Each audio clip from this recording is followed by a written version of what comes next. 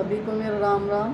श्री रामचरितमानस के बाल्यकांड को आगे बढ़ाते हुए, मणिमाणिक मुक्ता छवि जैसी, अहि गिरि गज सिर सोहन तैसी, नृप किरीट तरुणी तनु पाए, लहि में सकल शोभा दिखाई। मणि माणिक और मोतियों की जैसी सुंदर छवि है, वह सांप, पर्वत और हाथी के मस्तक पर शोभा वैसी शोभा नहीं पाती। राजा के मुकुट और नवयुवती स्त्री के शरीर को पाकर ही ये सब अधिक शोभा को प्राप्त होते हैं।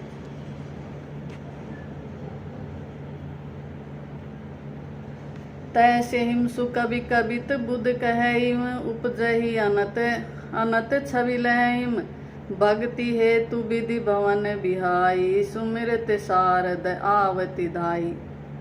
इसी तरह बुद्धिमान लोग कहते हैं कि सुकवि की कविता भी उत्पन्न और कही होती है और शोभा अन्यत्र कहीं पाती है।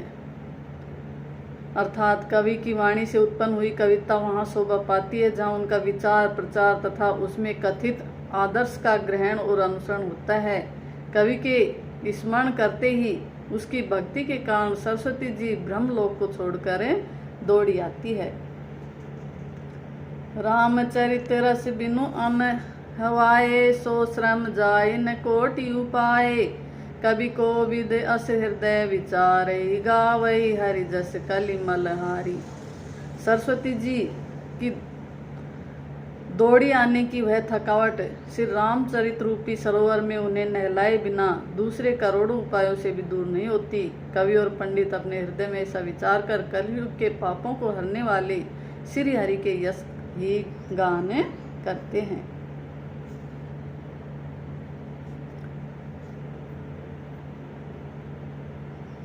किन्हीं प्राकृत जन गुण गाना, सिर धुनि गिरा लगत पछिताना, हृदय सिंधु मति सीप समाना, स्वाति शारदा कहिम सुजाना।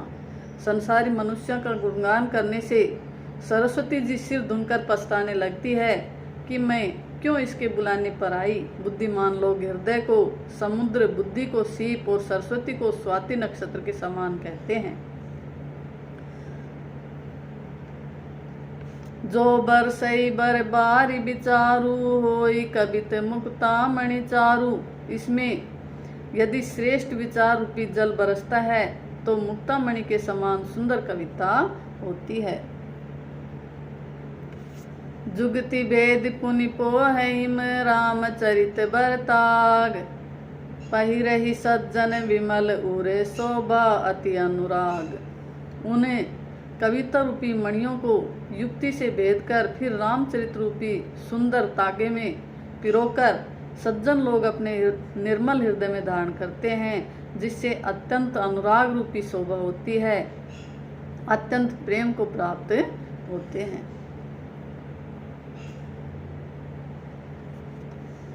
जे जन में कलिकाल कराला, कर्तव्य बायस बेस मराला, चलत कुपंथ वेद मग छांडे, कपट कलेवर कलिमल भांडे। जो कराल कलयुग में जन्मे हैं, जिनकी करनी कोय के समान है और वे हंस का सा है, जो वेद मार्ग को छोड़कर कुमार्ग पर चलते हैं, जो कपट की मूर्ति और कलयुग के पापों के भांडे हैं। वंचक भगत कहाई राम के, किंकर कंचन होई काम के, तिन में प्रथम रेख जग मोरी, धींग धर्म ध्वज धंधक धोरी। जो श्री राम जी के भक्त कहलाकर लोगों को ठगते हैं, जो धन, क्रोध और काम के गुलाम हैं, और जो धींगा धींगी करने वाले धर्म ध्वजी, धर्म की झूठी ध्वजा फहराने वाले दम्भी और कपट के धंधों का बोझ ढोने वाले हैं, संसार के ऐसे लोगों में सबसे पहले मेरी गिनती है। जो अपने अवगुण सब कहू, बाढ़ई कथा पार नहीं लहू, ताते मैं अति अल्प बखाने, थोरे महु जान ही सयाने। यदि मैं अपने सब अवगुणों को कहने लगूं तो कथा बहुत बढ़ जाएगी और मैं पार नहीं पाऊंगा। इससे मैंने बहुत कम अवगुणों का वर्णन किया है, बुद्धिमान थोड़े में ही समझ लेंगे।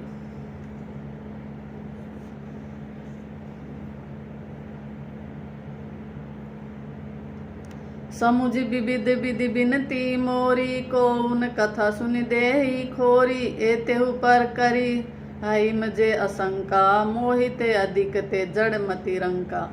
मेरे अनेकों प्रकार की विनती को समझकर कोई भी इस कथा को सुनकर दोष नहीं देगा। इतने पर भी जो शंका करेंगे वे तो मुझसे भी अधिक मूर्ख और बुद्धि के कंगाल हैं। कभी न हो नहीं चतुर कहावऊ, मति अनुरूप राम गुण गावऊ। कह रघुपति के चरित अपारा, कह मति मोर निरत संसारा। मैं न तो कवि हूँ और न चतुर कहलाता हूँ, अपनी बुद्धि के अनुसार श्री राम जी के गुण गाता हूँ। कहाँ तो श्री रघुनाथ जी के अपार चरित्र, कहाँ संसार में आसक्त मेरी बुद्धि। जय मारुत गिरि गुरु, जय मारुत गिरि मेरु उडाही। कहऊ तूल के ही लेखे माही, समुझत अमित राम प्रभुताई। करत कथा मन अति कदराई। जिस हवा से सुमेरु जैसे पहाड़ उड़ जाते हैं, कहिए तो उसके समान रुई किस गिनती में है, उसके सामने रुई किस गिनती में है। श्री राम जी की असीम प्रभुता को समझकर कथा रचने में मेरा मन बहुत हिचकता है।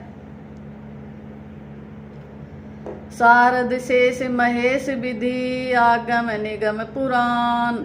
नेति नेति कही जा सुगुण, करहि निरंतर गान। सरस्वती जी, शेष जी, शिव जी, ब्रह्मा जी, शास्त्र, वेद और पुराण, ये सब नेति नेति कहकर, पार नहीं पाकर, ऐसा नहीं कहते हुए सदा जिनका गुणगान किया करते हैं।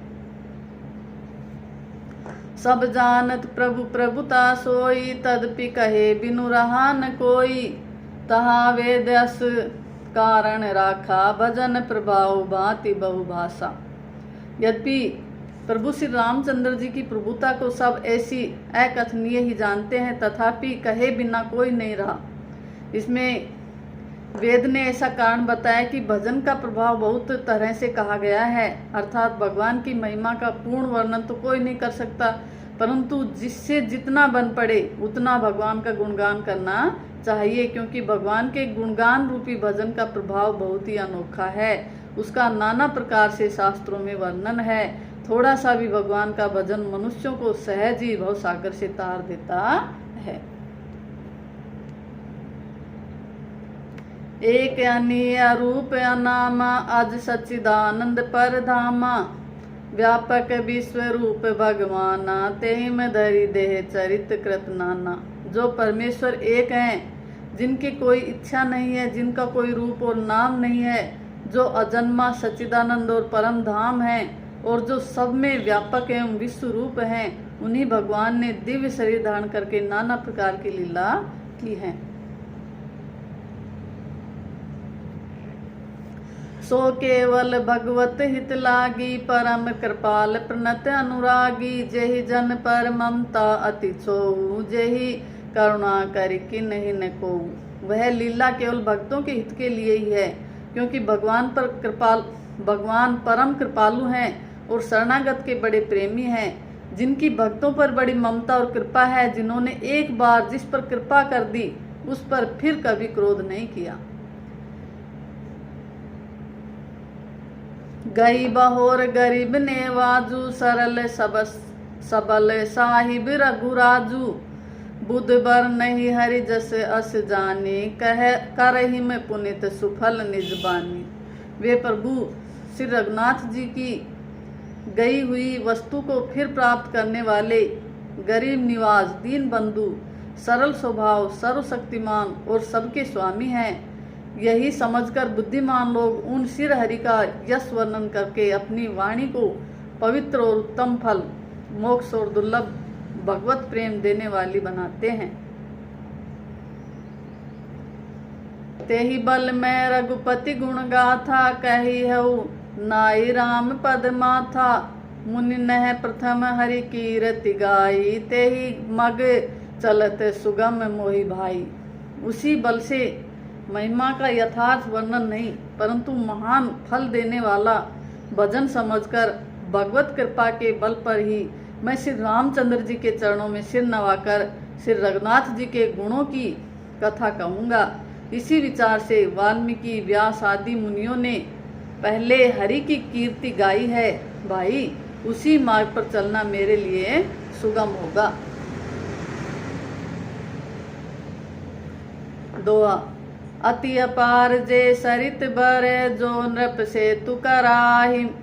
चढ़ी पिपली कऊ परम लघु, बिनु श्रम पार ही जाए।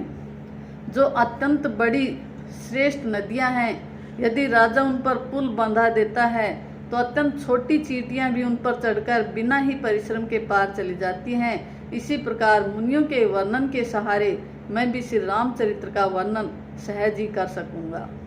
थैंक यू, धन्यवाद।